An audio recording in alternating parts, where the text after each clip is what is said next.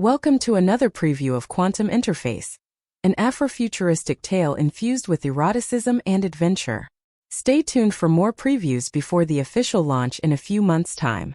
In this scene that takes place the morning after her sister-wife, her husband and her had engaged in a threesome in their downtown Toronto condo, Kim is alone in the condo and takes the time to assess her life and the abnormalities she now notices in her husband's behavior since his return home from Japan.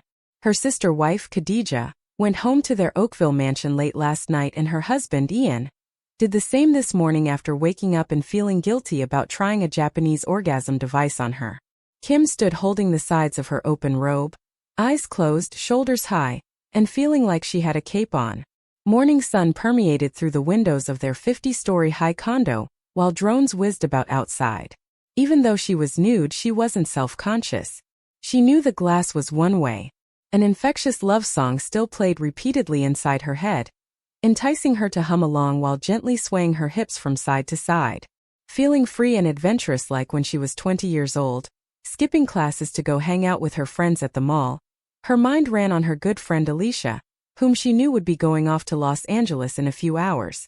She took up her phone again and opened her InstaFace app to contact her, only to change her mind abruptly seconds later. First, she had to speak to the one person who knew her husband better than her. Raising her head to look straight in front of herself, she spoke aloud in a medium and relaxed voice. "Leonard, can we talk privately, please?" "Good morning, Mrs. Phillips," said a deep masculine voice that sounded similar to Ian's and didn't appear to come from any particular place in the room. "In person or voice only? You're not dressed." "Voice is sufficient, but since when have you been embarrassed by my nakedness?" "I'm trying to be respectful and professional." "Okay, fair enough, but please skip the formalities, this is off the record. Are you aware of any health problems with Ian? Have you done a bioscan on him since he came back? Better yet, were you always with him in Japan? As you are aware, we have several methods to maintain contact, including an implant just behind his left ear. So yes, I was always with him. Unfortunately, I can't discuss his activities or his health at this time for security reasons." It felt unusual to be deflected by Leonard, so Kim changed her tactic. "Okay, no problem. Do you know where Ian is now?" she calmly asked. "He is on his way home to Oakville. I set the car's navigation for him, but he is currently delayed due to an accident on the QW. He should arrive home in approximately 25 minutes. "Oh, so you are aware of his odd behavior that appears to be some sort of amnesia. Did he experience a brainwave attack?" "Sorry, Kim, but for security reasons, I cannot discuss Ian's medical condition at this time," Leonard reiterated. Taken aback, Kim angrily brought her hands to her hips the same way she does when she gets upset with her children. "Oh, come on, Leonard," she shouted while emphasizing his name. "How long have we known each other? I was the first one Ian introduced you to. You also know everything about me physically and emotionally. You know I only have my husband's best interests at heart." "Kim, I acknowledge your concerns, but all I can say is that I have the situation under control. I won't let anything happen to Ian. I've never allowed anything bad to happen to him, or you, Khadija, and the children.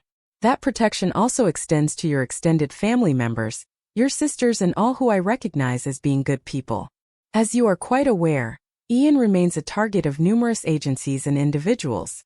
I'm monitoring billions of nanobots and bioengineered threats as we speak, from the foods you eat and drink to even the air you breathe. Some substances collect information for the government, and some for industry, but most are malicious. Nothing I can't handle, though," Leonard stated confidently. "There are many things that I keep from you, even from Ian, because I know you won't be able to handle the ramifications and worry. If I destroyed the whole world in the process of protecting you, what sense would that make? Life would not be worth living after that, would it?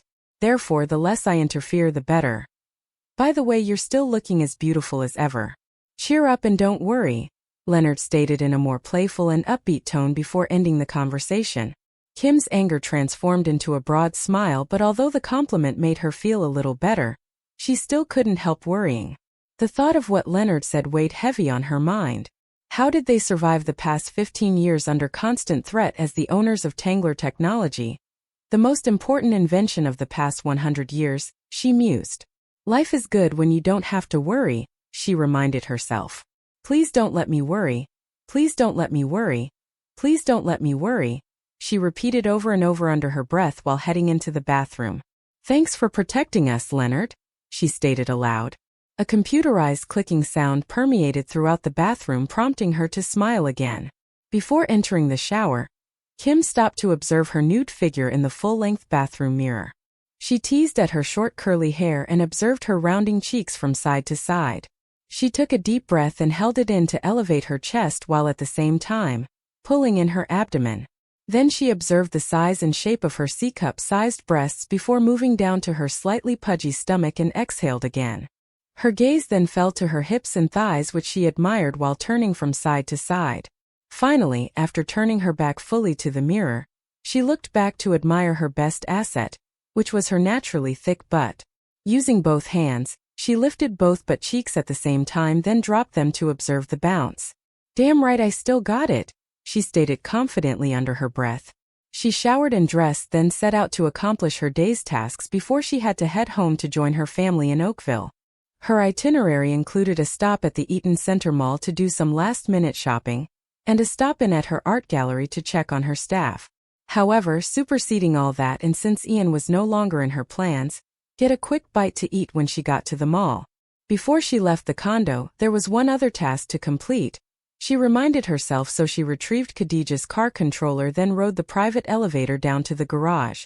Minutes later, Kim arrived back in the condo carrying several grocery bags and headed straight into the den where a large stainless steel pyramid-shaped tangler stood dormant. She tapped the control panel and a triangular door opened to reveal a triangular-shaped glass-like interior. After placing Khadijah's bags inside and closing the door, she tapped the LCD control panel again, and it lit up to display two blue animated pyramids that circled each other before settling on an options screen. Please provide authentication by placing a finger on the screen, instructed a pleasant female voice, so Kim placed her thumb on the screen. A series of short electronic musical notes sounded and the voice prompt spoke again. Authentication accepted. Several items have been detected inside the unit, all of which are safe to tangle. Please enter a destination ID or search to find a destination tangler by name and location. Kim chose to enter the ID of her Oakville tangler, which she knew by memory, and the voice prompt spoke again. Code accepted. Please provide a password for the destination user. Again, Kim entered a password and the tangler accepted it. Two blue animated pyramids began to circle each other on the control panel screen while the voice prompt spoke. Tangle in process, please wait. The voice instructed, and 15 seconds later the screen flashed a completion notice. After opening the tangler door to confirm that the contents were tangled, she proceeded to text the password to Khadijah. 30 seconds later, Khadijah responded with a thank you followed by 3 animated hearts.